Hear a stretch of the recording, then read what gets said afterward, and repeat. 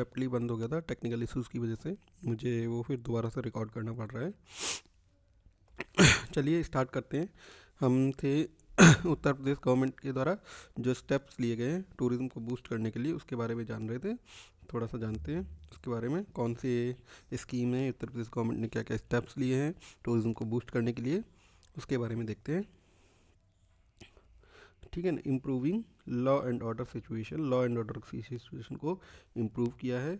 Reducing crime, crime को reduce किया है। कैसे किया है? Through zero tolerance against crime and criminal. ठीक है। लॉ एंड ऑर्डर की सिचुएशन को इम्प्रूव किया है zero tolerance against crime and criminal के थ्रू ये चीज़ की गई है। ठीक है। तो उससे क्या होगा, जब बाहर से लोग आएंगे उन्हें सेफ फील होगा, तो ये टूरिज्म को बूस्ट मिलेगा एक। अगर आपने सारी फैसिलिटीज़ प्रोवाइड करी हैं, सारी एमिनिटीज़ प्रोवाइड कर दी, बट टूरिस्ट खुद को सेफ़ फील नहीं कर रहा है, बाहर से आए लोग खुद को सेफ़ फील नहीं कर रहे हैं, तो वो फिर नहीं आएंगे और bad publicity and negative publicity भी होगी। तो पहला पॉइंट हमारा ये हो गया। उसके बाद देखते हैं इंफ्रास्ट्रक्चर डेवलपमेंट। इंफ्रास्ट्रक्चर डेवलपमेंट की है उत्तर प्रदेश सरकार ने काफ़ी सारे। हाँ जी, उसमें इम्प्रूविंग कनेक्टिविटी, कनेक्टिविटी इम्प्रूव करने के लिए expressway, highway, waterways and train, metros और रेलवेज़, इन सभी को डेवलप किया गया है। इनके आसपास, रेलवेज़ के आसपास जो होटल्स वगैरह होते हैं उन्हें डेवलप किया गया है। ये इंफ्रास्ट्रक्चर डेवलपमेंट में आप लिख सकते हैं 21 डोमेस्टिक एंड इंटरनेशनल एयरपोर्ट्स को डेवलप किया गया है। 17 एक्सप्रेसवेज पे काम चल रहा है। 3 वाटरवेज हो गए, जिसमें MG गंगा विलास वगैरह के जो एयर वाटर सर्विसेज हैं वो भी डेवलप की गई हैं। स्कीम कौन कौन सी हैं देखते हैं। Development of circuit based tourism को प्रमोट किया जा रहा है। 12 सर्किट आइडेंटिफाई किए गए हैं अंडर स्वदेश दर्शन स्कीम। ठीक है। उसके बाद अडॉप्ट हेरिटेज स्कीम लाई गई है PPP मोड पे। जो टूरिस्ट प्लेसेस हैं उन्हें डेवलप करने के लिए अडॉप्ट हेरिटेज स्कीम को लाया गया है। उसके बाद इम्प्लीमेंटेशन ऑफ प्रसाद स्कीम को इम्प्लीमेंट किया गया है। HRIDAY scheme and Swachh Bharat mission, green city program, ये सारे स्कीम को इम्प्लीमेंट किया गया है, जिससे कि ये टूरिज्म साइट हो और ज़्यादा बेहतर दिख सकें और साफ स्वच्छ दिख सकें। लोगों का एक्सपीरियंस है वो बहुत ही अच्छा रहे। Launch of tourist e visa को लॉन्च किया गया है फॉर फॉरेनर्स के लिए टूरिस्ट ई वीज़ा को लॉन्च किया गया है। ठीक है। उसके बाद homestay scheme, bed and breakfast scheme, paying guest scheme for inclusive tourism that is involvement of local in tourism by making them stakeholder. उन्हें लोकल्स को टूरिज्म में स्टेक होल्डर बना दिया गया है इन स्कीम के through, and converting it in responsible tourism में कन्वर्ट करने के लिए। अब कैसे स्टेक होल्डर बनाया गया है? जो ये होम स्टे स्कीम है, बेड एंड ब्रेकफास्ट स्कीम है, जो घरों में ही एक सेक्शन ऐसा एलोकेट कर दिया जाएगा जहाँ पे टूरिस्ट आकर रुक सकते हैं। ठीक है। और उन्हें उसके बदले टूरिस्ट पैसा पे करेंगे। इसमें जो गवर्नमेंट है वो लोन प्रोवाइड कराएगी, जो घर में टूरिज्म जो अफोर्डेबल टूरिज्म है, लोग रुक सकें। जो घरों में जो इंफ्रास्ट्रक्चर डेवलप किया जाएगा, रूम डेवलप किया जाएगा, अच्छे वॉशरूम डेवलप किए जाएंगे, साफ़ सफाई के लिए जो एमिनिटीज़ होंगी वो प्रोवाइड कराई जाएंगी, उनके लिए गवर्नमेंट लोन देगी और इंटरेस्ट सब्सिडी प्रोवाइड कराएगी। तो उससे क्या होगा कि लोकल को एम्प्लॉयमेंट मिलेगा लोग, और टूरिस्ट को लो कॉस्ट सर्विस मिलेंगी, जिससे कि टूरिज्म बूस्ट होगा। जो मिडिल क्लास के लोग हैं वो भी बाहर जाके रुक सकते हैं। ठीक है। वो भी टूरिज्म में कंट्रीब्यूट कर सकते हैं। उसके बाद identification of 56 eco tourism site को आइडेंटिफाई किया गया है इन 56 डिस्ट्रिक्ट में 56 इको टूरिज्म साइट को आइडेंटिफाई किया गया है under one district one destination scheme के अंडर में ये किया गया है। It help to develop natural tourism, इसने नेचुरल टूरिज्म को डेवलप करने में हेल्प की है। ठीक है। डेवलपमेंट ऑफ रूरल टूरिज्म को डेवलप करने के लिए ऐसे 18 डिस्ट्रिक्ट आइडेंटिफाई किए गए हैं। फर्स्ट फेज़ में 18 डिस्ट्रिक्ट को आइडेंटिफाई किया गया टू प्रमोट रूरल टूरिज्म को प्रमोट करने के लिए। ठीक है। 18 डिस्ट्रिक्ट आइडेंटिफाई किए। हर डिस्ट्रिक्ट में 2 विलेज को आइडेंटिफाई किया जाएगा और उन्हें टूरिज्म के लिए डेवलप किया जाएगा। ठीक है। उसके बाद रिप्लेसिंग यूपी टूरिज्म पॉलिसी 2018 को न्यू टूरिज्म पॉलिसी से रिप्लेस किया गया है। न्यू फिल्म सिटी लाई गई है। ठीक है।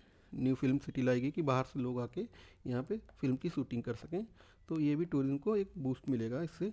हेरिटेज आर्क को डेवलप किया गया है, हेरिटेज आर्क 2014 में आई थी, उसे 3 सिटीज़ को डेवलप किया गया, उसके बारे में हम आगे पढ़ेंगे।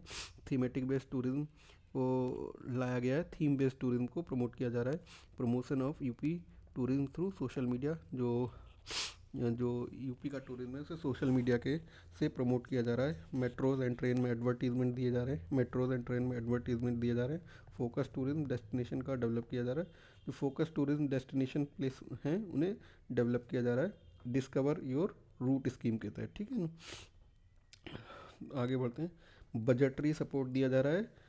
बजटरी सपोर्ट किसे दिया जा रहा है? यूपी स्टेट टूरिज्म डिपार्टमेंट को बजटरी सपोर्ट दिया जा रहा है, UP state tourism development corporation को बजटरी सपोर्ट दिया जा रहा है। और इस बार लगभग 2066 करोड़ रुपए का बजटरी सपोर्ट मिला है। और हमने पहले भी पढ़ा था वो जो डेटा है उसे भी हम यूटिलाइज कर सकते हैं। 1000 करोड़, 1200 करोड़, 1500 करोड़ है, 2066 करोड़। और एक और स्कीम है चीफ मिनिस्टर टूरिज्म डेवलपमेंट करके एक स्कीम है, उसमें भी लगभग 400 करोड़ रुपए का एलोकेशन हुआ है, वो भी हम यहाँ पे मेंशन कर सकते हैं, ठीक है। चीफ मिनिस्टर टूरिज्म फेलोशिप, ये स्कीम किस लिए?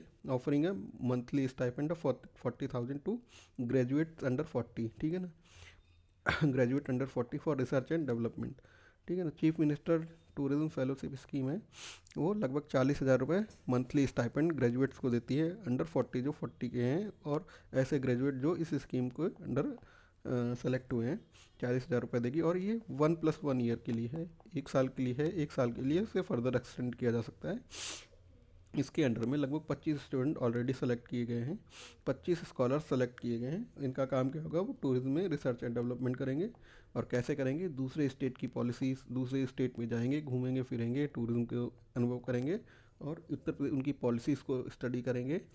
पॉलिसीज़ हो गई, स्टडी करेंगे, इंफ्रास्ट्रक्चर कैसा है वो डेवलप करेंगे, उन्होंने कौन सी स्कीम लाई है वो डेवलप किया जाएगा, वो स्टडी की जाएंगी और उन्हें उत्तर प्रदेश के साथ स्कीम के साथ कंपेयर किया जाएगा। कंपेयर करने के बाद वो अपना एक रिसर्च पेपर और जो रिकमेंडेशन है वो गवर्नमेंट ऑफ उत्तर प्रदेश को टूरिज्म डिपार्टमेंट के थ्रू पेश करेंगे। और अगर उसमें कुछ अच्छा चीज़ें निकलता है तो उत्तर प्रदेश में उसे लाया जाएगा। इस तरीके से टूरिज्म को डेवलप किया जाएगा। स्पेशल टूरिस्ट पुलिस को लाया गया है। स्पेशल टूरिस्ट पुलिस को कुछ साइट्स पे लगाया गया, जैसे आगरा हो गई, वाराणसी, प्रयागराज, मथुरा, जो इंपॉर्टेंट टूरिस्ट डेस्टिनेशन है वहाँ पे स्पेशल टूरिस्ट पुलिस को भी लाया गया है। जैसे अयोध्या में एक फोर्स नई डेवलप की गई है, उसका नाम एक बार देख लीजिएगा, स्पेसिफिकली मंदिर के लिए, ठीक है। उसके बाद one step travel solution portal by Uttar Pradesh state tourism development corporation, ठीक है ना। वन स्टॉप होना चाहिए, one stop travel solution portal, ठीक है ना। यहाँ पे टूरिस्ट अपनी फ़्लाइट बुक कर सकते हैं, hotel, cab, buses and other services के लिए एक बार में ही एक जगह से ही बुक कर सकते हैं और ये ट्रस्ट वर्दी भी है, ठीक है। उसके बाद टूरिस्ट फेस्टिवल, जो टूरिस्ट फेस्टिवल है उत्तर प्रदेश गवर्नमेंट उन्हें भी ऑर्गेनाइज कराती है, जिससे कि टूरिस्ट को अट्रैक्ट किया जा सके। जैसे फेस्टिवल कौन से हो गए? ताज महोत्सव हो गया, बुंदेली महोत्सव हो गया, लखनऊ महोत्सव हो गया, अयोध्या दीपोत्सव हो गया एंड इंटरनेशनल रामाया कॉन्क्लेव, ये सब ऑर्गेनाइज किए जाते हैं जिससे कि टूरिज्म का प्रचार प्रसार हो सके। डेवलपमेंट ऑफ कल्चरल टूरिज्म का डेवलप किया जा रहा है। कैसे किया जा रहा है? कहाँ किया जा रहा है? इन बरसाना, मथुरा, वृंदावन, अयोध्या, प्रयागराज, चित्रकूट, कुशीनगर, यहाँ पे जो कल्चर को के से रिलेटेड हैं ऐसी चीज़ों को टूरिज्म के थ्रू बूस्ट किया जा रहा है। द ब्रज तीर्थ विकास परिषद, जो हमारा ब्रज तीर्थ विकास परिषद है उसे इस्टेब्लिश किया गया है कल्चरल टूरिज्म को बूस्ट करने के लिए इन ब्रज रीजन में, ठीक है ना।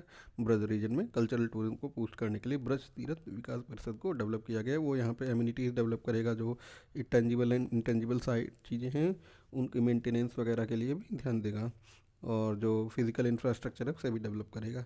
उसके बाद टूरिज्म थ्रू एजुकेशन में कैसे कर सकते हैं? आयुष यूनिवर्सिटी है, आयुष यूनिवर्सिटी जो वेलनेस टूरिज्म है उसे प्रमोट कर सकता है कोलैबोरेट करके।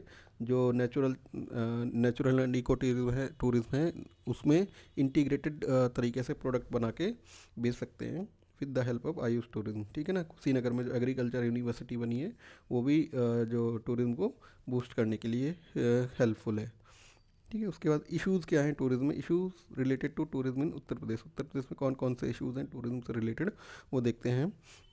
इंफ्रास्ट्रक्चर एंड कनेक्टिविटी इशू है, इंफ्रास्ट्रक्चर एंड कनेक्टिविटी इशू है, पुअर रोड हो गई, इनएडिक्वेट अकोमोडेशन एंड लिमिटेड फैसिलिटीज़ हो गई, ये सब चीज़ें हम देखने को मिलती हैं। ये डेटा है हमारे पास। ताजमहल लगभग 7 मिलियन लोग एनुअली अट्रैक्ट करता है, जो एनुअली अट्रैक्ट करता है, और जनरली यहाँ पे ओवर क्राउडिंग एंड मेंटेनेंस के इश्यूज़ को देखने को मिलता है। ठीक है, 40% tourist facilities reported insufficient maintenance, लगभग 40% टूरिस्ट फैसिलिटीज़ ऐसी हैं जो इनसफिशिएंट मेंटेन है। ठीक है, तो जिससे कि बैड एक्सपीरियंस होता है, bad experience and bad publicity होती है, फिर लोग अवॉइड करते हैं वहाँ पे जाने के लिए। क्राउड मैनेजमेंट हो गया हमारा, ठीक है ना, जो अथॉरिटीज़ हैं वो क्राउड मैनेजमेंट प्रॉपर्ली नहीं कर पाती हैं। लोगों को ट्रेनिंग, जो अथॉरिटीज़ हैं उन्हें ट्रेनिंग नहीं की, अगर एकदम से क्राउड बहुत ज़्यादा बढ़ जाएगी तो क्राउड को कैसे मैनेज किया जाएगा, उसकी ट्रेनिंग होनी चाहिए प्रॉपर्ली, बट रेगुलर बेसिस पे ट्रेनिंग नहीं होती है। और जो जो पुलिस है उनको एक जगह से दूसरी जगह ट्रांसफ़र करते रहते हैं, तो फिर जो नया बंदा आता है उसे प्रॉपरली क्राउड मैनेजमेंट की ट्रेनिंग नहीं होती है, तो वहाँ वो चीज़ें भी लैक करती हैं। तो देखते हैं इसकी वजह से कौन से घटनाएं हुई हैं पास्ट में, वो देख लेते हैं। वो एज एग्जांपल के तौर पे हम यूज़ कर सकते हैं इस इंस्टेंसेस ऑफ स्टैम्पीड इन कुंभ मेला। अभी रिसेंटली कुंभ मेला में जो स्टैम्पीड की घटना हुई थी जिसमें 30 लोग मारे गए थे, बाके बिहारी टेम्पल में स्टैम्पीड की घटना हो गई थी, स्टैम्पीड एंड सफोकेशन की इश्यूज़ हो गए थे, जिसकी वजह से काफ़ी लोगों 8 से 10 लोगों की मृत्यु हो गई थी वहाँ पे। सत्संग इन हाथरस हाथरक में जो अभी सत्संग हुआ था 2022 में, उसमें एक सेल्फ गॉड मैन थे वो उनके यहाँ पे सत्संग में काफ़ी लोगों ने अपनी जान गंवा दी। Stampede like situation in Ayodhya, Ayodhya जो भगवान राम का टेम्पल बना था इनाग्रेशन के बाद, उसका सेकंड या थर्ड डे स्टैम्पिड जैसी सिचुएशन क्रिएट हो गई थी। ठीक है ना, ये सब चीज़ें काफ़ी निगेटिव पब्लिसिटी करती है, तो लोग अवॉइड करते हैं। ठीक है ना, अवॉइड करते हैं। टूर जाते हैं लोग अच्छे एक्सपीरियंस के लिए, और ऐसी सारी क्राउड में, मतलब ऐसी सारी इश्यूज आएंगे तो लोग अवॉइड करते हैं। ऐसी जगह जाना चाहेंगे जहाँ पे काफ़ी अच्छा एक्सपीरियंस मिले उन्हें। उसके बाद सेफ्टी एंड सिक्योरिटी का इशूज़ आता है लोगों को। सेफ्टी एंड कैसे होता है, इनएडिक्वेट पुलिस प्रेजेंस होती है वहाँ। इनएडिक्वेट पुलिस प्रेजेंस की वजह से ईव टीचिंग की, खासकर महिलाओं को ईव टीचिंग का इशू होता है। लोग, और जो मेल टूरिस्ट होते हैं उनके साथ चोरी चकारी की घटनाएं, लूटपाट की घटनाएं हो जाती हैं, तो वो सब चीज़ें भी अवॉइड लोग अवॉइड करते हैं उनकी वजह से। जो बड़े प्लेसेस हैं वहाँ तो चले जाते हैं, बट हिंटरलैंड टूरिज्म हो गया, विलेज टूरिज्म हो गया, या फिर इको टूरिज्म हो गया, इन सबको अवॉइड करते हैं लोग। तो क्योंकि सेफ़ नहीं है तो अवॉइड करना ज़्यादा बेहतर समझते हैं। जैसे एक एग्जांपल हो गया यहाँ पे, South African women gang rape by tourist guide in Mathura in 2018 में मथुरा में एक साउथ अफ्रीकन वुमेन आई थी, उसका गैंग रेप हो गया था। तो इसकी वजह से इंडिया के यूपी के साथ साथ इंडिया का भी नाम खराब होता है, तो फॉरेन टूरिस्ट आने के लिए रजिस्टर करते हैं। रिसेंट इंसिडेंट इन वाराणसी में जो रिसेंट इंसिडेंट हुआ, जो वाराणसी की स्टूडेंट थी बीएचयू की, उसके साथ इंसिडेंट हुआ, उसकी वजह से भी बैड पब्लिसिटी हुई। ठीक है, वाराणसी बहुत ही फोकस्ड एरिया है उत्तर प्रदेश का, और हमेशा न्यूज़ में रहता है। अगर यहाँ पे छोटी बड़ी कोई भी चीज़ होती है तो नेशनल लेवल पे इसे रिफ्लेक्ट किया जाता है। ठीक है, 20% of tourist cited safety as a major concern. ठीक है ना, 1 आउट ऑफ 5 जो टूरिस्ट हैं उन्हें safety as a major concern लगता है। अगर उत्तर प्रदेश में क्राइम एंड क्रिमिनल बढ़ते जाएंगे और उन्हें रोका नहीं जाएगा तो फिर टूरिज्म के लिए वो एक बहुत ही नेगेटिव चीज़ होगी। उसके बाद इन्वायरमेंटल कंसर्न है, वो देखते हैं। Tourism activity led to pollution, जो टूरिस्ट होते हैं जो एक्टिविटीज़ करते हैं उससे पॉल्यूशन वगैरह होता है, जिसकी वजह से साइट डिग्रेडेशन के काफ़ी ज़्यादा चांसेस होते हैं। इसका example, for example the Taj heritage zone faces issues from pollution का इशू फेस करता है, इम्पैक्टिंग साइट प्रिजर्वेशन इम्पैक्ट होता है उससे। उसके बाद एक और एग्जांपल है हमारा, अभी रिसेंट का एग्जांपल है, काफ़ी न्यूज़ में भी था। Due to unsustainable waste management, central pollution control board and Uttar Pradesh pollution control board confirm faecal coliform, जो bacteria faecal coliform found far above the safety limit of 2500 unit per 100 ml, making particularly dangerous for bathing. ठीक है ना, कुंभ मेला में जो लोग आए थे तो वहाँ पे फेशियल का जो ह्यूमन एक्सक्रीटा होता है, ह्यूमन वेस्टेज होता है, उसका प्रॉपर वेस्ट मैनेजमेंट नहीं हुआ, उसे ऐसे ही डंप कर दिया गया। तो क्या हुआ कि उससे जो वाटर की क्वालिटी थी वो बहुत ज़्यादा डिग्रेड कर गई, उसमें फेशियल कॉलीफॉर्म हो गए और उसकी वो सेफ्टी लिमिट से बहुत ज़्यादा ऊपर हो गए। तो फिर आपने देखा होगा कि बहुत से लोगों को कंजेशन जैसे इशूज आ गए हैं, ज़्यादा बीमारी जैसे लग गई वापस आने के बाद से। तो उसने बैड एक्सपीरियंस दिया लोगों को। तो ये काफ़ी निगेटिव पब्लिसिटी हुई इससे। और 80% of Varanasi water is contaminated, ऐसा रिपोर्ट में बोला गया कि 80% वाराणसी का वाटर कंटामिनेटेड है। काफ़ी 2-3 साल पहले की बात है, लेकिन अभी वहाँ पे काफ़ी ज़्यादा चीज़ें लाई गई हैं जिससे कि वाटर क्वालिटी पे भी फोकस किया जा रहा है। ठीक है, उसके बाद लैक ऑफ प्रमोशन जैसी चीज़ों से भी यूपी के टूरिज्म का प्रमोशन उतना ज़्यादा अच्छे से नहीं किया गया है, जिससे कि जो अपना पोटेंशियल है उसे प्रॉपरली रियलाइज़ नहीं कर पा रहा है। जैसे कुछ स्टेट हो गया, राजस्थान हो गया, गुजरात हो गया, केरला हो गया, ये अपने टूरिज्म को इतना ज़्यादा बहुत अच्छे से प्रमोट करते हैं। जब अच्छे से प्रमोट करते हैं तो लोगों तक पहुंचती हैं और लोग वहाँ पे जाके काफ़ी अच्छा एक्सपेंडिचर करते हैं, एक्सपेंसेस काफ़ी ज़्यादा करते हैं, तो लोगों को काफ़ी ज़्यादा एम्प्लॉयमेंट में कंट्रीब्यूशन होता है, इकोनॉमी में कंट्रीब्यूशन होता है। It has observe that digital promotion, जो डिजिटल प्रमोशन हुआ है, 1-2 सिटीज़ का डिजिटल प्रमोशन काफ़ी अच्छे से हुआ है। वहाँ पे 30% increase in visitor to offbeat location like Shravasti and Kaushambi. Kaushambi and Shravasti में 30% इंक्रीज़ हुआ है विजिटर का, अगर डिजिटल प्रमोशन वहाँ पे अच्छे से किया गया था। ठीक है।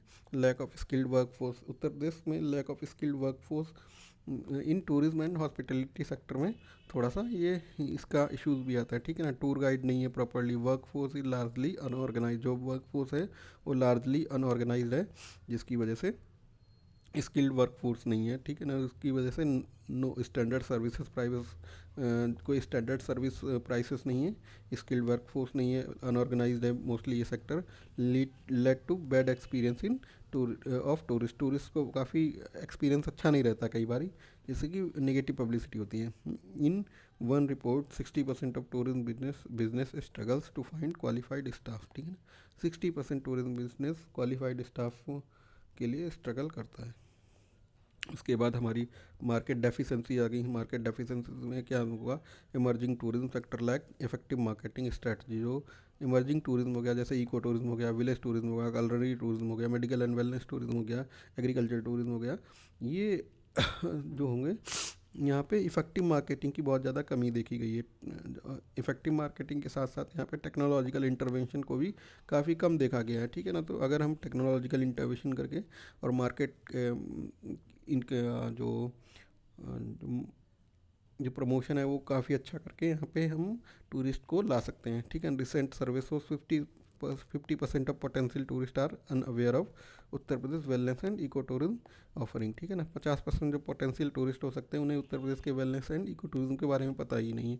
जैसे हिमाचल में देखिए, हिमाचल एंड उत्तराखंड में देखिए, लोग वेलनेस टूरिज्म को काफ़ी ज़्यादा प्रमोट करते हैं। ठीक है ना, रिलीजियस टूरिज्म को भी प्रमोट करते हैं, वेलनेस टूरिज्म को भी प्रमोट करते हैं लोग।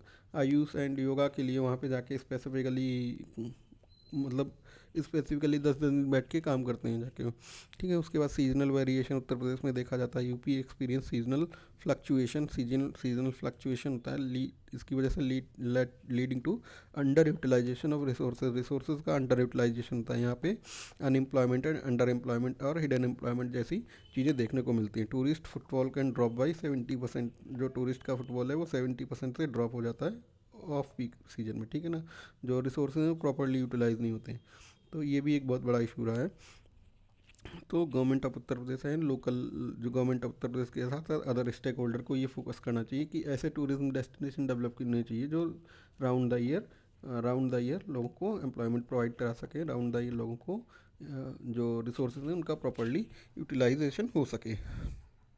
उसके बाद management of tourist information centre requires better attention. जो टूरिस्ट इंफॉर्मेशन सेंटर हैं इनका ज़्यादा अच्छे से अटेंशन देना होगा, जिससे कि टूरिज्म डेटा को ज़्यादा अच्छे से कलेक्ट कर सकें और ये गवर्नमेंट एंड अथॉरिटीज़ के पास ये डेटा प्रॉपरली पहुंच सके, जिसके वजह से जो पॉलिसी मेकिंग है उसमें बेहतरी आए। ठीक है, उसके साथ साथ ये जो डेटा अटेंड करें वो कस्टमर तक नहीं, कंज्यूमर तक भी, और जो टूरिस्ट आ रहे हैं उन तक भी पहुँच सकें, जो इंपॉर्टेंट सर्विसेज हैं उसके बारे में भी लोगों तक पहुंच सके और फॉरेन टूरिस्ट और डोमेस्टिक टूरिस्ट को अट्रैक्ट किया जा सके। उसके बाद despite having many many tourist sites across UP only few are able to attract foreign tourist. ये भी एक बहुत बड़ा इशू है उत्तर प्रदेश में। बहुत सारे टूरिस्ट साइट हैं बट लेकिन कुछ साइट ही ऐसी हैं जो फॉरेन टूरिस्ट को अट्रैक्ट कर सकती हैं। तो ये जो ऊपर बोला गया कि जो टूरिस्ट साइट है वो अपने पोटेंशियल को फुल्ली यूटिलाइज नहीं कर पा रही हैं, वो बहुत से रीज़न हो सकते हैं उसके, बट ये एक निगेटिव पॉइंट है तो उसके बारे में मेंशन कर रहे हैं। फॉर एग्जांपल आगरा, वाराणसी, लखनऊ, ये ऐसे टूरिज्म साइट्स हैं जहाँ पे फॉरेन टूरिज्म काफ़ी अच्छा मात्रा में आते हैं। ठीक है, उसके बाद हिस्टोरिकल साइट्स हो गए जैसे झांसी, कानपुर, जौनपुर, कन्नौज, प्रयागराज, कुशीनगर। यहाँ पे टूरिज्म साइट को काफ़ी कम देखा जाता है, लेकिन ये काफ़ी अच्छे प्लेसेस हैं जहाँ पे टूरिज्म को बूस्ट किया जा सकता है। और ऐसा क्यों होता है? Lacks in attracting tourist due to lack of proper maintenance. वहाँ पे अच्छा मेंटेनेंस नहीं है, इंफ्रास्ट्रक्चर नहीं, प्रमोट उन्हें बहुत ज़्यादा प्रमोट नहीं किया है, और वहाँ पे फैसिलिटीज़ भी प्रॉपरली डेवलप नहीं की गई हैं। Tourism in Uttar Pradesh less profitable है। जो उत्तर प्रदेश में टूरिज्म है वो उतना ज़्यादा प्रॉफिटेबल नहीं है as compare to Goa, Kerala, Maharashtra, Rajasthan. यहाँ पे लोग बहुत ज़्यादा पैसा खर्चा करते हैं। ठीक है ना, गोवा में आप देखिए, केरला में देखिए, राजस्थान में देखिए, बहुत लेविश तरीके से लोग अपने टूरिज्म में पैसा खर्चा करते हैं। बट यूपी में देखते हैं कि उतनी अच्छी अम्यूनिटीज़ नहीं है। लोगों को लगता है कि एक दिन के लिए आते हैं और ताजमहल घूम के वापस चले जाते हैं, तो फिर यहाँ पे उतना ज़्यादा प्रॉफिटेबल नहीं है टूरिज्म बिजनेस। ये एक कमी है उत्तर प्रदेश में। उसके बाद हम देखते हैं possibilities of tourism in Uttar प्रदेश। उत्तर प्रदेश में कौन कौन सी पॉसिबिलिटीज़ है? नेचुरल टूरिज्म के बारे में हम पहले देख चुके हैं। कौन कौन से टूरिज्म हो सकते हैं नेचुरल टूरिज्म में? एग्रीकल्चरल टूरिज्म हो गया, रूरल टूरिज्म हो गया, इको टूरिज्म हो गया, ऑर्गेनिक टूरिज्म हो गया। ठीक है ना, ये सब नेचुरल टूरिज्म का पार्ट हो सकते हैं। उसके बाद मेडिकल एंड वेलनेस टूरिज्म हो गया। Natural tourism, wild life sanctuaries हो गई यहाँ पे, तो नेचुरल टूरिज्म के फोकस किया जा सकता है। रिलीजियस टूरिज्म हो गया, वाटर एंड एडवेंचर टूरिज्म हो गया, कल्चरल टूरिज्म हो गया, हेरिटेज टूरिज्म हो गया, रूरल एंड ट्राइबल टूरिज्म में महोबा, झांसी, जालौन, ये वाले इस रीजन में जो हो गया, जो रूरल एंड ट्राइबल टूरिज्म को प्रमोट किया जा सकता है। लखनऊ का हेरिटेज टूरिज्म हो गया, यहाँ पे लखनऊ के आसपास एरिया में हेरिटेज टूरिज्म हो गया। यहाँ पे वाराणसी में कल्चरल टूरिज्म हो गया। ठीक है, यहाँ पे वाटर एंड एडवेंचर टूरिज्म हो गया। उसके बाद जो नोएडा, गाज़ियाबाद, आगरा, मथुरा, इन सब रीजनों में काफ़ी अच्छे critical and super critical hospital develop किए गए हैं। तो यहाँ पे लोग आके जो सेंट्रल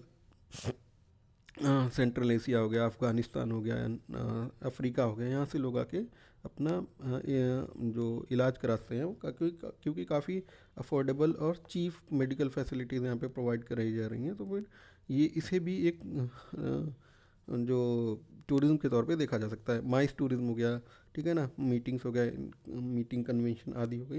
यहाँ पे ग्रेटर नोएडा में काफ़ी इसके भी प्रोस्पेक्ट्स हैं। ठीक है, आगे देखते हैं। रिलीजियस टूरिज्म में development of Ramayana circuit, Krishna Buddhism circuit, Jain circuit, Mahabharat circuit and Sufi circuit, ये सारे सर्किट को रिलीजियस टूरिज्म में हम डेवलप कर रहे हैं। उसके बाद wild life and eco tourism has a good prospects in Dudhwa, Pilibhit tiger reserve and various other wild life sanctuary such as Katarnia Ghat wild life sanctuary, Chambal wild life sanctuary and Hastinapur wild life sanctuary. ठीक है ना, हम देखते हैं मैप में Hastinapur wild life century यहाँ पे, Chambal wild life century यहाँ पे है, कतर्निया घाट वाइल्ड लाइफ सेंचुरी यहाँ पे। तो ये हम मैप में भी शो कर सकते हैं। तो यहाँ पे wild life and eco tourism का काफ़ी अच्छा फोकस हो सकता है। Wild life and eco tourism में एक चीज़ और देख लीजिए, ये जो तराई वाला रीजन है, यहाँ wild life and eco tourism का काफ़ी अच्छा प्रोस्पेक्ट है, यहाँ पे हम मेंशन कर सकते हैं या मैप पे भी शो कर सकते हैं। पिलग्रिमेज टूरिज्म हो गया। हायर प्रोस्पेक्ट कहाँ पे? अयोध्या में हो गया हमारा, birth place of Lord Rama after completion of Ram temple. उसके बाद मथुरा में भी काफ़ी अच्छा एग्जाम वो इसका प्रोस्पेक्ट है। प्रयागराज हो गया, काशी हो गया। उसके बाद शक्ति पीठ ऑफ गॉडेस दुर्गा, ठीक है ना, कहाँ पे? विंध्यवासिनी, माँ विंध्यवासिनी का टेम्पल है विंध्याचल में। और उसके बाद कुशीनगर का पिलवस्तु एंड श्रावस्ती, यहाँ पे पिलग्रिमेज टूरिज्म भी काफ़ी ज़्यादा प्रमोट किया जा सकता है। यहाँ पे काफ़ी अच्छे प्रोस्पेक्ट्स हैं इनके। कल्चरल टूरिज्म हो गया, ठीक है ना, कल्चर को प्रमोट किया जा सकता है। वाइब्रेंट, क्योंकि उत्तर प्रदेश में आप देखेंगे वाइब्रेंट कल्चर है बहुत ज़्यादा, ठीक है ना, इससे हम कल्चरल टूरिज्म को भी बूस्ट कर सकते हैं। Cultural tourism seen with various form of traditions, क्योंकि वेरियस फॉर्म ऑफ ट्रेडिशन है, आर्ट है, म्यूज़िक है, डांस फॉर्म है, आर्ट एंड क्राफ्ट है, ये सारी चीज़ों को एक कॉम्प्रिहेंसिव पैकेज में एंड एज अ टूरिस्ट को बेच सकते हैं। इसके लिए लेकिन हमें काम करना होगा, इसके लिए गवर्नमेंट ऑफ उत्तर प्रदेश को और जो कल्चरल टूरिज्म के बाद हमारा कलनरी टूरिज्म में आता है। कलनरी टूरिज्म में हम खाना, जो खाने से होगा, कलनरी टूरिज्म में गैस्ट्रोनॉमी, जो खाने से रिलेटेड टूरिज्म होता है उसे प्रमोट किया जाता है। उत्तर प्रदेश में क्या होता है कि खाने से रिलेटेड काफ़ी ज़्यादा वेराइटीज़ होती है, ठीक है ना। Uttar Pradesh offer delicious cuisines को ऑफ़र करता है, जैसे कि फेमस पर कबाब हो गया, टुंडा कबाब हो गया, लखनऊ में बिरयानी हो गई, लखनऊ में लखनवी बिरयानी हो गई, मुरादाबादी बिरयानी हो गई। उसके बाद स्वीट्स हो गई, काफ़ी ज़्यादा वैरायटीज़ होती है स्वीट्स में। पेठा हो गया आगरा का, पेड़ा मथुरा का हो गया, कलावती गट्टा कन्नौज का हो गया, दही जलेबी हो गया, ठग्गू के लड्डू हो गए। इन सब में काफ़ी ज़्यादा उत्तर प्रदेश काफ़ी ज़्यादा वैरायटी देता है, ठीक है ना।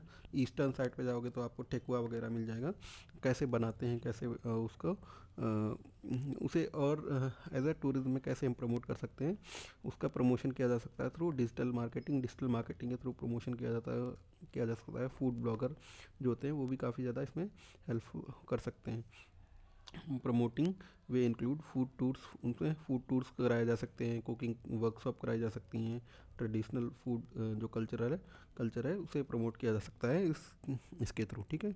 उसके बाद मेडिकल एंड बिजनेस टूरिज्म हो सकता है। Potential in western Uttar Pradesh का जो आगरा, गाजियाबाद, आगरा, गाजियाबाद और मथुरा और ग्रेटर नोएडा इन सब जगह काफ़ी ज़्यादा जो सुपर क्रिटिकल हॉस्पिटल डेवलप किए जा चुके हैं, जो कि यहाँ पे central Asia, Africa, Nepal, Pakistan, Afghanistan, Bangladesh, यहाँ से लोग अपना इलाज कराने आते हैं। क्यों कराने आते हैं? क्योंकि काफ़ी अच्छी फैसिलिटीज़ प्रोवाइड करते हैं, काफ़ी अच्छी सर्विसेज प्रोवाइड करते हैं as affordable cost as compare to London, Europe and USA से अगर उसकी कॉस्ट को कंपेयर करें तो काफ़ी ज़्यादा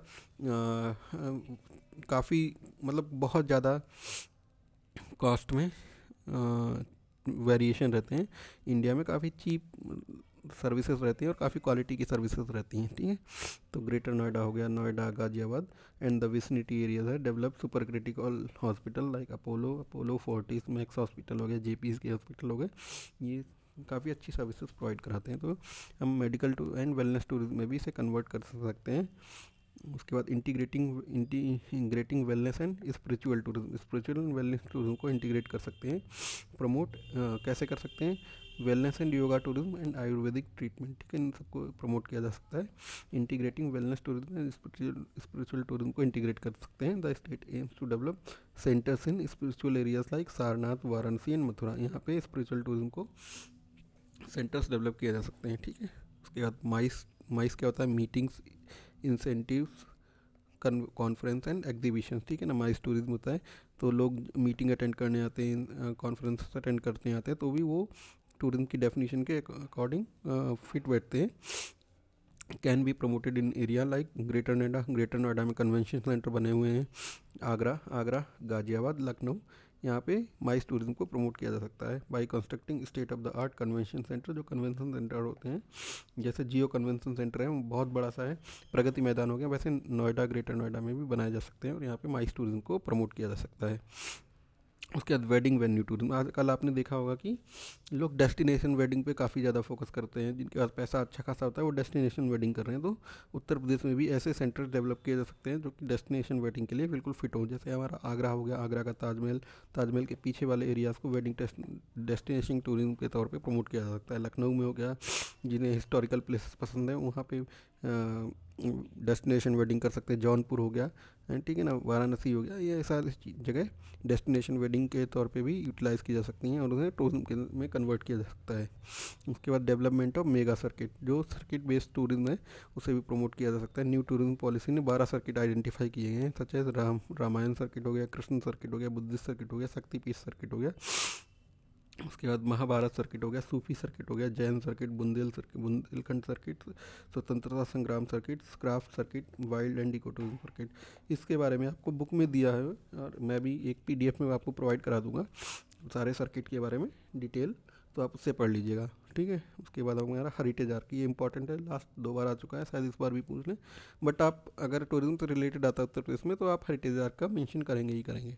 हेरिटेज आर्क के बारे में देखते हैं। The heritage arc in Uttar Pradesh is triangular network है। ट्रायंगुलर नेटवर्क मतलब इसके 3 नोड होंगे, ठीक है ना, 3 नोड होंगे, ट्रायंगुलर नेटवर्क है, stretching approximately 700 from Agra to Lucknow and Varanasi. Agra से लखनऊ, लखनऊ से वाराणसी, ठीक है ना। इट वॉज लॉन्च्ड इन 2014 में लॉन्च किया गया था by government of Uttar Pradesh under the then chief minister Akhilesh Yadav. उस समय जो चीफ मिनिस्टर थे वो अखिलेश यादव थे, उनके अंडर में ये लॉन्च किया गया था with the objective to boost tourism. उसका ऑब्जेक्टिव क्या था? To boost tourism in Uttar Pradesh state by improving connectivity को इम्प्रूव करके, और जो अच्छी फैसिलिटीज़ हैं उनको ऐसे सिटीज़ में प्रोवाइड करा के टूरिज्म को बूस्ट करना इसका मेन एम था, ठीक है। इसमें 3 इंपॉर्टेंट नोड कौन से? आगरा, लखनऊ, वाराणसी। आगरा, लखनऊ, वाराणसी इसके 3 इंपॉर्टेंट नोड थे।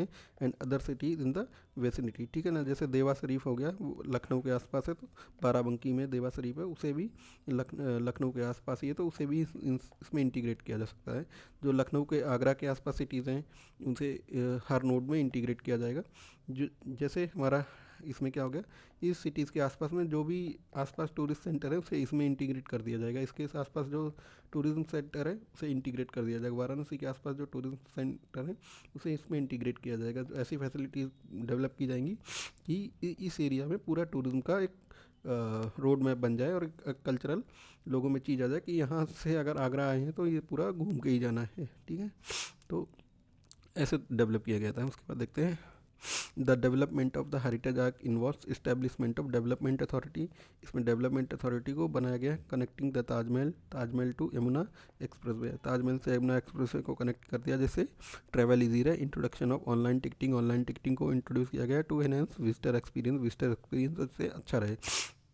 The government has initiated intra state air connectivity को इम्प्रूव किया गया। आगरा, लखनऊ एंड इलाहाबाद, वाराणसी इनके बीच इंट्रा स्टेट एयर कनेक्टिविटी को इम्प्रूव किया गया कि इस एरिया को पूरा विजिट किया जा सके, ठीक है। To facilitate travel within the heritage arc को ट्रेवल किया जा सके। आगरा में देखते हैं कौन कौन से आसपास के एरिया हो गए और कौन कौन से प्लेसेस हो गए।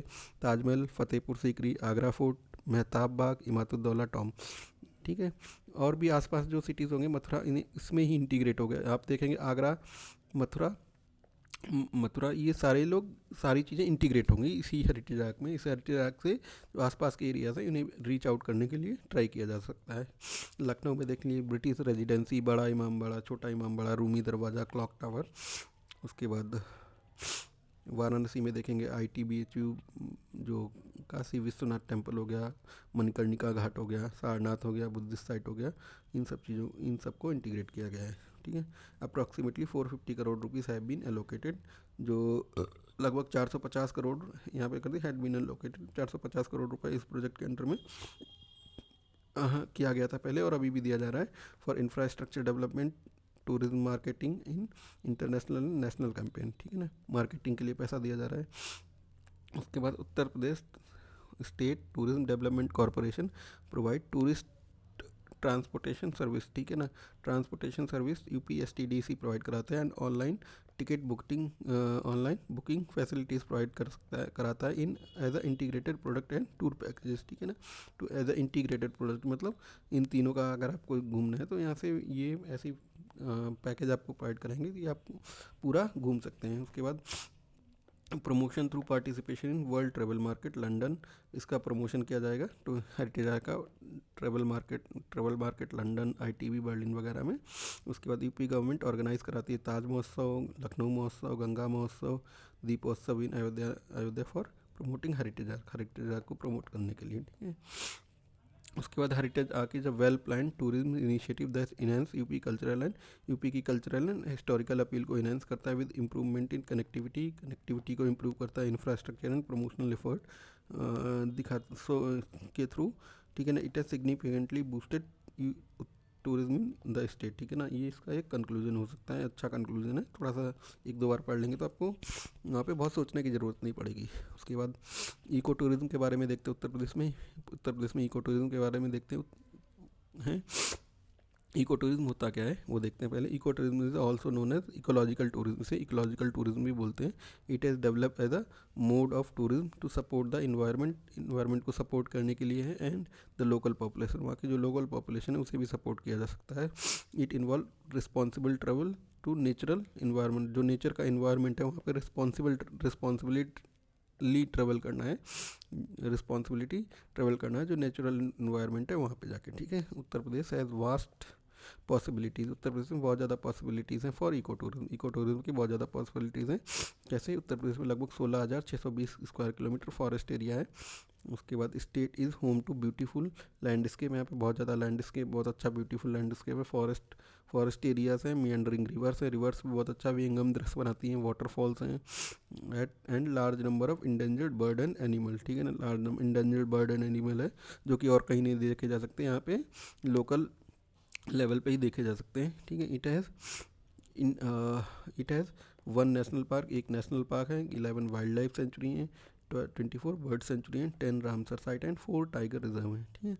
तो ये सब चीज़ें फैक्चुअल चीज़ें आपको याद रखनी चाहिए और आप अपने आंसर में इन्हें यूटिलाइज़ कर सकते हैं नेचुरल एंड इको टूरिज्म को दिखाने के लिए उत्तर प्रदेश में क्या क्या पॉसिबिलिटीज़ हैं, या फिर ये चीज़ें तो इसकी वजह से नेचुरल एंड इको टूरिज्म के लिए सुटेबल साइट है Uttar Pradesh. Government has identified 9 eco tourism, Uttar Pradesh ने 9 इको टूरिज्म सर्किट को आइडेंटिफाई किया है and establish the eco tourism board, eco tourism को प्रमोट करने के लिए इको टूरिज्म बोर्ड भी बनाया है, ठीक है ना। उत्तर प्रदेश की जो पॉलिसी आई है उसमें इको टूरिज्म बोर्ड भी बनाया गया है to promote eco tourism Uttar Pradesh में इको टूरिज्म को प्रमोट करने के लिए। की अट्रैक्शन क्या हो सकते हैं उत्तर प्रदेश की इको टूरिज्म में? Circuit of western wild life circuit है, तराई का सर्किट हो गया, उसके बाद एडवेंचर सर्किट ऑफ बुंदेलखंड हो गया, विंध्या वाराणसी सर्किट हो गया, उसके बाद वेस्टर्न वेटलैंड हो गया, सेंट्रल वेटलैंड हो गया, riverine circuit and lion safaris हो गई, गंगा बेसिन सर्किट हो गया, circuit of east wildlife, ठीक है। ये सारे चीज़ें हैं जो इको टूरिज्म को प्रमोट कर सकते हैं। अब देख लेते हैं थोड़ा सा मैप पे। Hastinapur wild life century Meerut, उसके बाद national Chambal wild life century Agra, Etawah, Auraiya, यहाँ पे national Chambal wild life century होगी। Mahavir Swami wild life century Lalitpur में है। रानीपुर टाइगर रिजर्व चित्रकूट के आसपास यहाँ पे है। उसके बाद मिर्ज़ापुर वाइल्ड लाइफ सेंचुरी हो गई, चंद्रपुरवा वाइल्ड लाइफ सेंचुरी चंदौली में है, दुधवा नेशनल पार्क हो गया, पीलीभीत टाइगर रिजर्व हो गया, अमनगढ़ हो गया बिजनौर के आसपास, कटर्निया घाट हो गया, सुहेलवा हो गया। ये सब चीज़ें हम मैप में दिखाएंगे तो काफ़ी अच्छा हम स्कोर कर सकते हैं। इको टूरिज्म की प्रॉब्लम क्या है उत्तर प्रदेश में वो देख लेते हैं। Lack of conservation of eco tourism area, जो इको टूरिज्म एरिया है उसमें एक लैक ऑफ कंजर्वेशन दिखाई देता है। Conservation area and sites due to insufficient fund, क्योंकि वहाँ पे फंड अच्छा इनसफिशेंट है। पॉलिटिकल इश्यूज़ हैं, पॉलिटिकली मोटिवेटेड लोग काम करते हैं, तो वो लोगों की इश्यूज़ को देखते हैं ताकि नेचर को, ठीक है, नेचर को अवॉइड किया जाता है और लोगों को प्रमोट किया जाता है कि वो अपनी ज़रूरतों के हिसाब से जो संसाधन है उनका दोहन कर ले, और उससे क्या होता है कि जो नेचुरल इकोसिस्टम है उससे घाटा होता है बहुत ज़्यादा। और पॉलिसी कॉल्यूजन है उसकी वजह से इन्वायरमेंट डिग्रेडेशन होता है, इन्वायरमेंट डिस्ट्रक्शन होता है, ठीक है ना। इससे क्या होता है, impact potential to attract foreign tourist, जो फॉरेन आप देखेंगे फॉरेन टूरिस्ट होते हैं वो नेचुरल इकोसिस्टम की तरफ ज़्यादा भागते हैं, तो वो चीज़ों को इम्पैक्ट करता है। अगर डिग्रेडेशन हो रहा है तो इम्पैक्ट करता है चीज़ों को। उसके बाद हम देखते हैं insufficient funding for technologically integrated नहीं किया गया है, क्योंकि उसके इतना फंड ही नहीं आ रहा है वहाँ पे लोगों के पास जो अथॉरिटीज़ हैं, तो इनसफिशिएंट फंडिंग फॉर टेक्नोलॉजी। उसके बाद लैक ऑफ प्रॉपर कनेक्टिविटी नहीं है, रोड की कनेक्टिविटी नहीं है, रेल की कनेक्टिविटी नहीं है। आप देखेंगे जो ये वाला एरिया है पीलीभीत के आसपास, ये वाला एरिया अभी भी रेल से कनेक्टेड नहीं है, ठीक है ना, रेल से कनेक्टेड नहीं है, प्रॉपर रोड्स नहीं है अभी भी। बहुत ज़्यादा दिल्ली से आप जाएंगे तो आपको 11-12 घंटे लग जाएंगे, तो वो चीज़ें अगर हम स्विफ्ट कर दें, थोड़ी सी अच्छी कर दें, तो वहाँ पे इको टूरिज्म को बढ़ावा मिल सकता है। Lack of proper connectivity by road railway and limited availability of hotels restaurant in Terai region में ये सारी चीज़ें फैसिलिटीज़ बहुत ही लिमिटेड अवेलेबिलिटी होती है। District like Lakhimpur Maharajganj and Bijnor Pilibhit, यहाँ पे ये सारे डिस्ट्रिक्ट में फैसिलिटीज़ की काफ़ी कमी देखी गई है, जहाँ पे इको टूरिज्म का पोटेंशियल काफ़ी अच्छा हो सकता है। उसके बाद हो गया हमारा potential conflict between the use of eco tourism resources and well being of the local communities, ठीक है ना। जो लोकल वेल बींग जो रिसोर्सेज यूज़ कर रहे हैं, अगर वो यूज़ नहीं करेंगे तभी इको टूरिज्म को बूस्ट मिलेगा वहाँ पे, तो इनके बीच कन्फ्लिक्ट देखने को मिलता है, तो ये इश्यूज़ हो गए। उसके बाद गवर्नमेंट ने कौन से इनिशिएटिव लिए हैं टू प्रमोट इको टूरिज्म को प्रमोट करने के लिए कौन से इनिशिएटिव लिए हैं वो देखते हैं। 2013 में Uttar Pradesh forest corporation establish was appointed as nodal agency. Uttar Pradesh forest corporation 2013 में नोडल एजेंसी के तौर पर अपॉइंट किया गया for implementation of eco tourism activities, ठीक है।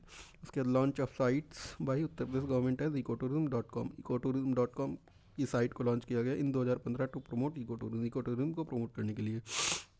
उसके बाद Uttar Pradesh tourism has invested in development of lion safari को डेवलप किया गया इटावा में। दुधवा नेशनल पार्क में भी लॉयन सफारी बनाएगी to promote adventure and wild life tourism, ठीक है ना। Budget of 5 crore each has allocated, दोनों को डेवलप करने के लिए 5 करोड़ का बजट एलोकेट किया गया।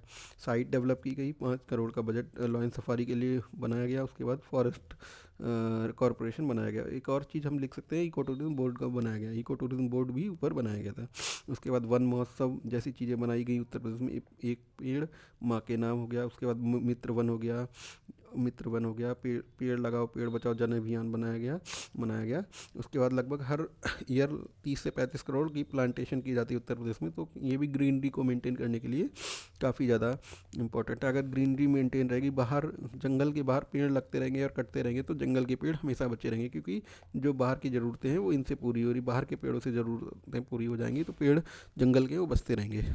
डिप्लॉइंग मित्र पुलिस, चीता मित्र जैसे चीज़ें डिप्लॉय की गई इन टाइगर रिजर्व एरिया, ठीक है। तो ये हमारा हो गया जो टॉपिक था टूरिज्म इन उत्तर प्रदेश, उसे हमने काफ़ी अच्छे से कवर कर लिया है। इसके बाद जो स्कीम है टूरिज्म की वो मैं आपको एक PDF में दे दूँगा, आप पढ़ लीजिएगा। तो अगर कोई डाउट है तो आप नीचे कमेंट कर दीजिए और चैनल को लाइक कर दीजिए, शेयर कर दीजिए। और अगर कोई डाउट है तो नीचे कमेंट कर दीजिए, और आप इसकी PDF है जो हमारे टेलीग्राम चैनल से डाउनलोड कर सकते हैं। धन्यवाद।